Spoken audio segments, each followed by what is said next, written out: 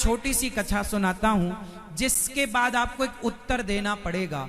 पहले ध्यान से कथा सुनो, फिर उत्तर दीजिएगा। सुनो। एक आदमी कुएं में गिरा, एक आदमी कुएं में गिर गया, तो दूसरा आदमी उसे बचाने के लिए उतरा। एक आदमी कुएं में गिरा तो दूसरा आदमी उसे बचाने के लिए जोर से उतरा। तो दूसरा बचाने के लिए उतरा, तो उतर करके कुएं में वो भी पहुंच गया। तो अब कुएं में कितने हो गए?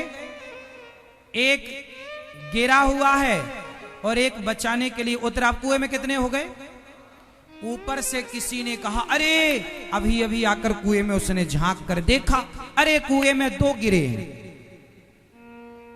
कुएं में कितने गिरे हैं? और गिरे कितने थे?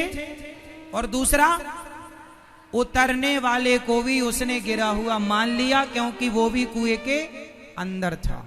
यही गलती कुछ लोग करते हैं। ये संसार एक कुआं है। संसार क्या है? कुआं। तेन परहि भव कूपा। गोस्वामी जी ने संसार को कुएं की उपमा दी है। संसार क्या है? जोर से। एक कुआं है। इस कुएं में एक आदमी गिर गया। हम सब गिरे हुए प्राणी हैं। हम सब इस संसार में, इस भव के कुएं में हम सब गिरे हुए प्राणी हैं, और हम गिरे हुए प्राणियों को बचाने के लिए भगवान उतरते हैं, इसलिए अवतार लेते हैं। लेकिन जब उतर कर नीचे आए तो किसी ने कहा, अरे 2 गिरे हैं। उन्होंने भगवान को भी गिरा मान लिया। अरे गिरे तो हम जैसे प्राणी थे, हमें बचाने के लिए भगवान उतरे थे संसार के कुएं में। इसलिए भगवान अवतार लेते हैं। भगवान क्या करते हैं? हम गिरते हैं। मां के गर्भ से बच्चा बाहर गिरता है। जैसे गैया जब बछड़े को जन्म देती है, तो कई बार गैया खड़ी खड़ी बच्चे को जन्म देती है, तो खड़े होने से उसका बच्चा नीचे गिर जाता है।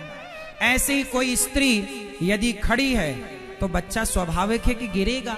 तो संसार में गिरना कहा गया। हम सब गिरे हुए प्राणी हैं। मां के गर्भ से गिरे ही तो हो।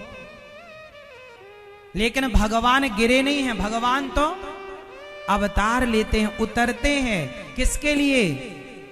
हम जैसे भक्तों के लिए, ताकि हम भी पार हो जाएं। इसलिए भगवान को सामान्य नजर से ना देखो, इंसानों की तरह ना मानो। वो इंसानों की तरह लीलाएं बड़ी करते हैं, पर वो इंसान नहीं है। ये बात मैं आपको आज बता रहा हूं, कल के लिए, क्योंकि कल भगवान की रास लीला होगी।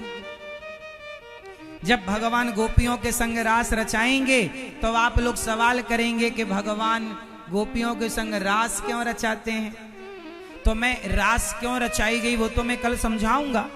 लेकिन मैं आज ही आपको बता दूं कि जो रास रचाने वाले हैं, रास रचाने के पहले वो गोवर्धन उठाते हैं, मुंह खोल के ब्रह्मांड दिखाते हैं। वो कोई सामान्य पुरुष नहीं है, वो तो जीवात्मा परमात्मा के मिलन का नाम रास है।